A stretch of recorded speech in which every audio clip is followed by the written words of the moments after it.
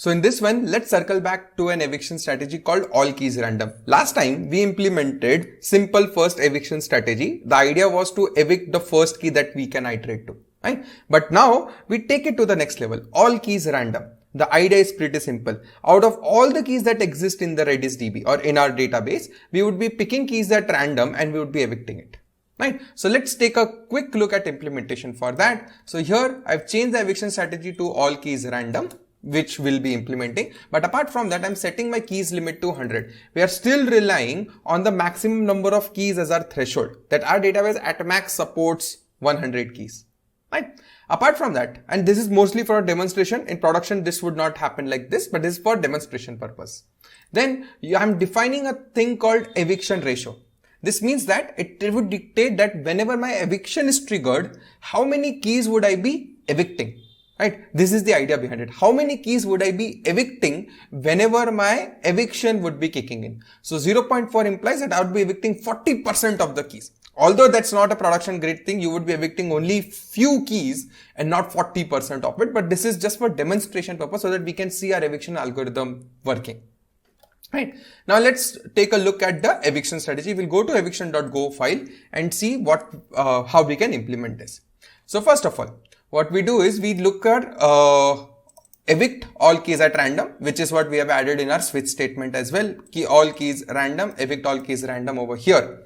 And what it does is it first identifies the number of keys that it needs to evict, which is the total number of keys that it has, the maximum limit, and the eviction ratio. Eviction ratio is 0.4. So 40% of the keys limit is the number of keys that we would want to evict. And we iterate through the hash table. Once we iterate through that, we would be deleting evict count number of keys from that by invoking delete on it. Right? As simple as this. Now here what we are relying on is we are relying on the randomness of the iteration of it. It's not entirely random, but the idea is that the way our hash table or Golang's hash table is adjusted, whenever we are inserting a particular key, it is passed through the hash function depending on which it would get any one of the slot. Now, given that we don't know what the output of the hash would be, we can treat this as a fairly random distribution.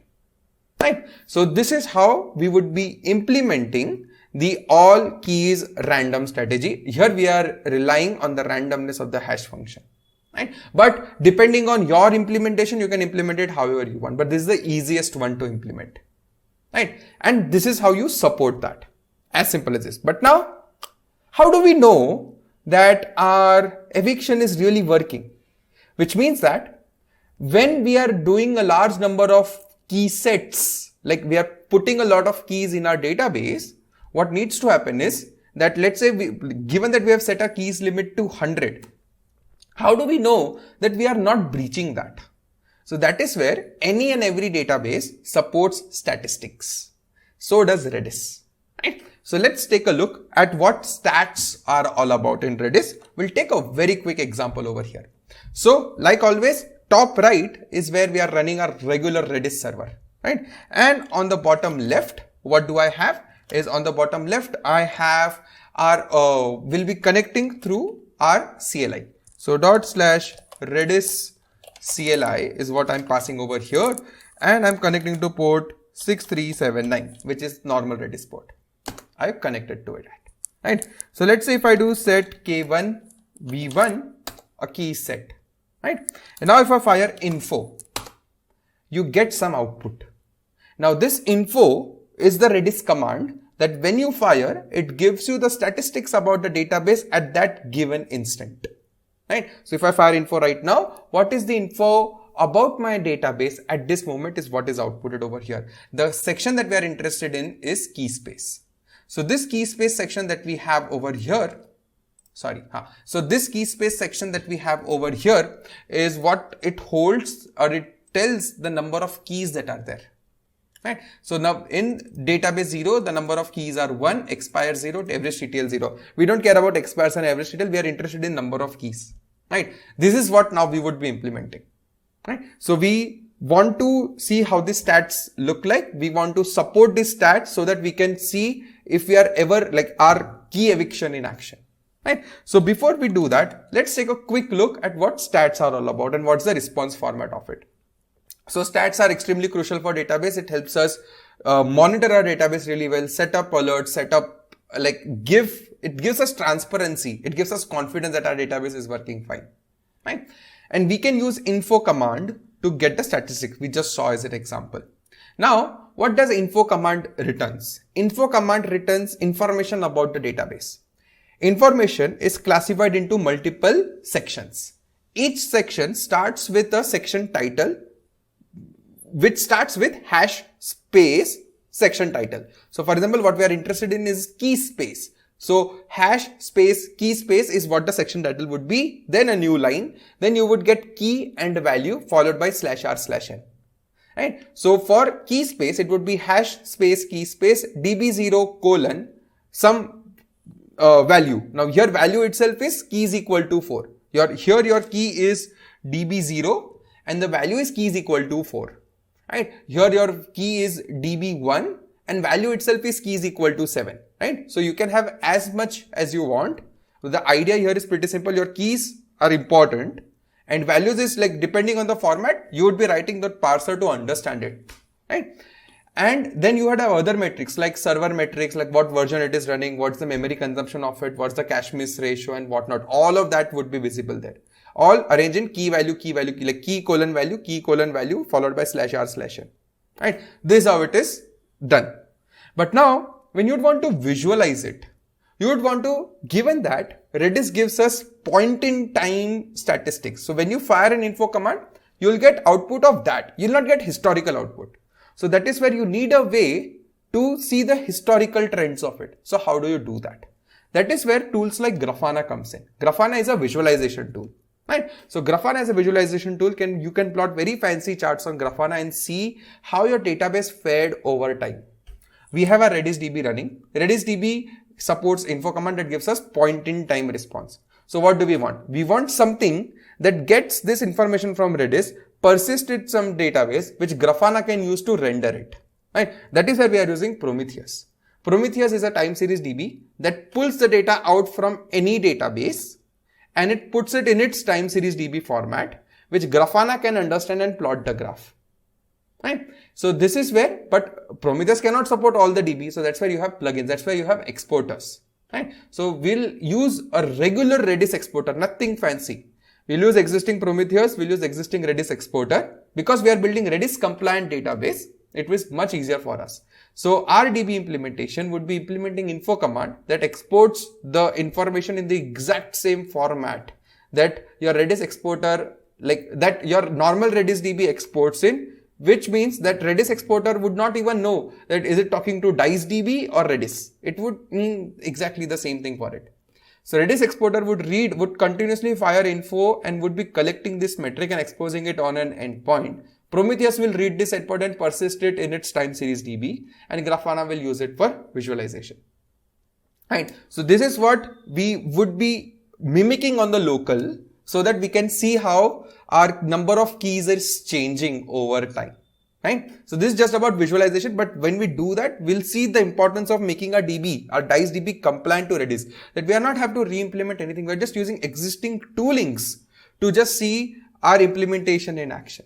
Right? Okay. So let's take a look at the implementation part of it. So here what we do is we implement the part where we just looked at eviction. I'll close the eviction. Now we'll start with stats, because for stats we are implementing info command. So let me take you through the eval file where we are defining all the commands. So if I go below, you can see 3 commands being implemented. The main one is info. What info command does is we saw the format. What we are interested in is number of keys. Other sections we don't care, right? All we care is key space sections, which is what we would be responding. So hash space, so we created a buffer where then we are writing hash space key space /r/n. And then for all the key space stats that I have, I'm just concatenating it, putting it into buffer db0 colon keys equal to %d expire 0 average TTL 0. We don't care about expires and average TTL. All we are interested in is keys, right? So that's what we are implementing. And then here we are doing key space of I of keys. Well, what is this? Here, it's just a global object. So for example, I support 4 databases within my Redis. So in Redis, you can have 16 databases within Redis itself. By default, it goes into DB0, right? So DB0 to DB15 is what you can have. So here I'm just, because we are building a small one, I'm just sealing it at 4, right? We are having 4 dB. So by default, when we are doing gets and sets and everything, by default, it goes to DB0, right? So an update dbstat is one function that I have exposed, whose job is to, for which DB, for which metric, what's the value. So for DB0, I want to set keys to be 1, 2, 3, 4, and so on and so forth, right? This is what we are trying to store, right? So that is what I'm creating this object for. But where would we do that? That is where our store file comes in. Every time we are putting an object, what we would do is we would do key space stat of 0 of keys plus plus. So for the 0th index, because it's a map of string of int, setting the key string to value plus plus, which means if it's 0, it becomes 1, 1, it becomes 2, 3, 4, and so on and so forth. So every time we are putting it, this global dictionary gets updated. And whenever we are deleting it, the same thing gets minus minus. So this way, at the global dictionary level, we would have the number of keys at that given instant, right? So which means that our info command, when it is iterating through that, it would get the exact number of keys at that given moment, and we can render it, or we can send it to the client in a bulk string response, right? So let's see this in action. So here, what do I have is I have our classic implementation of our terminal, where top right, normal Redis, we don't care about that right now because we have implemented our own info. So on the top left, what do we have is we have our implementation. So we are doing go run main.go. Now our DB is running on port 7379. On port 7379, I'll use my Redis CLI to connect to port 7379, which is RDB. And the client got connected. Now here I do, let's say I first fire info command. Here you will see everything is 0. DB0, DB1, DB2, DB3, number of keys are 0. Let's say now I do set K1, V1. As soon as I did that, firing info, you can see DB0, keys equal to 1. Everything else is 0. We have not even implemented that, right? So it goes to 0, my keys are changing. Let's say I do set K2, V1. I'll say number of keys is 2, right? Similarly, K3, V1, number of keys is 2, right? So now the number of keys are increasing, right? So now here, how do we visualize it? So here we can visualize this particular part with our browser. So here, this is the Grafana instance that I have running, in which I am plotting the metrics for basically last 15 minutes, right? So here I have this Grafana metrics running, in which you can see the graph. Let me just clear it up so that it looks neater and cleaner. So now you can see that this is refreshed, right? Now you can see the number of keys is 3, right? Let me just add more keys to that, right? Let me just add more keys to that, and we can see that the chart will now shoot up. Now if I do set K4 V1, and then I do set K5 V1, and I do set K6 V1, right? So here if I do this, what do I get is I get our charts. When I refresh it, I can see this particular thing shooting up, right? So you can see the number of keys getting increased. So here you can see that graph, right, on how the number of keys are there. So I've written a very quick utility where I can bombard this server with a lot of set requests, right? And what we would do is we would be firing a lot of set requests over here so that we can see our eviction strategy in action. So here I've written a storm utility. It's again checked in our code base, normal bulk request that we are firing. Go run storm set main.go.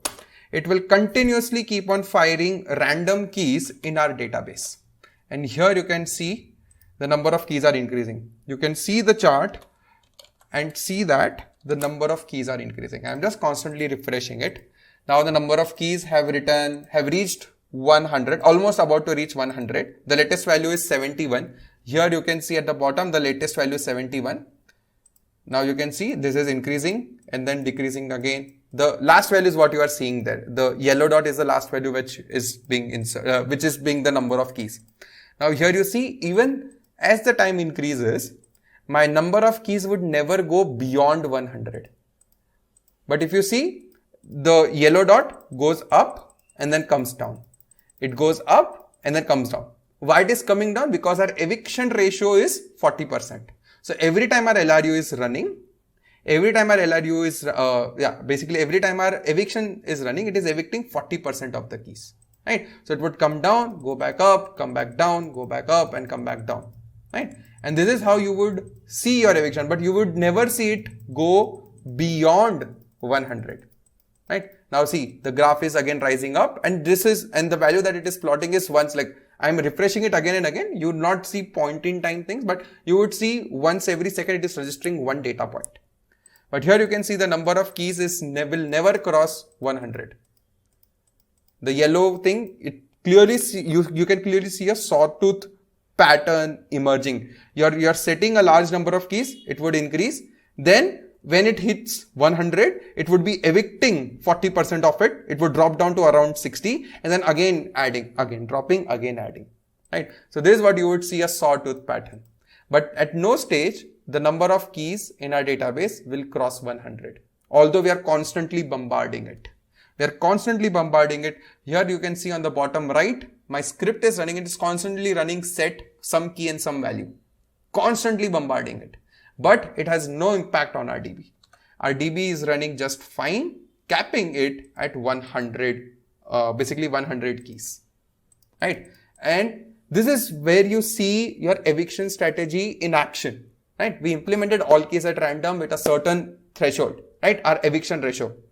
And why we chose eviction ratio is 40%, so that we can see this clear pattern. If you reduce your eviction ratio to, let's say 10, like let's say 10% or 5%, you would see that just slight squiggles there, right? But with this 40%, it would be sharply declining. It would be, the number of keys would sharply decline and then rise up and then decline and then rise up and then decline.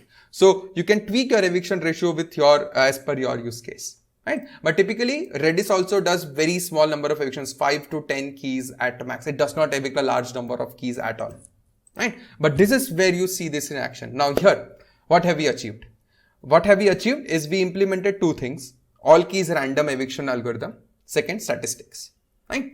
Given that I didn't have to build any single thing, because that we are re-implementing Redis, we are using existing Redis tooling to visualize this part. And how beautiful is this?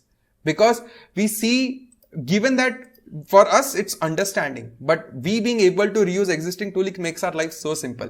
We are using existing Redis CLI itself. We are not have to write explicit CLI for ourselves, right? And which is what I would highly encourage you to re-implement. It's so easy, so simple, and so fun, to be honest, right? So yeah, again, the source code, the entire source code can be found on github.com/dicedb/dice. Go through the commit, go through commit number 8 or 9. You will the commit messages are self-explanatory. Go to this commit, see the changes that we have made. We might not have did the best implementation for key space stat, but it's enough for us to see our eviction strategy in action. And then over time, when a database matures, we can make it as complex, as fancy as we would want to, right? But the idea remains the same. Understanding is much more important than anything else. And we think we did a very decent job there. So yeah, that is for this one. Now what's next? The next is about approximated LRU algorithm in detail. We would know, we would learn about how Redis actually does that. A couple of videos back, when I was talking about Redis object, we saw LRU bits set there. There was 24 bits for that, and that is uses for approximation algorithm. So next video, we will understand how it does that. Theoretically, we'll understand what is exactly happening behind the scenes. And then the video after that, we would be implementing it by going through the actual Redis's source code to see that exact same thing in action. And that's such a beautiful piece of code, a very interesting algorithm, very simple to implement, makes LRU super efficient at scale. Right? So yeah, that is it for this one. I hope you found it amusing. You saw how we implemented all keys random eviction strategy. We implemented our own stats. We visualized it through Grafana, stored in Prometheus so that we can see this nice wavy pattern. So yeah, that is it for this one. I'll see you in the next one. Thanks a ton.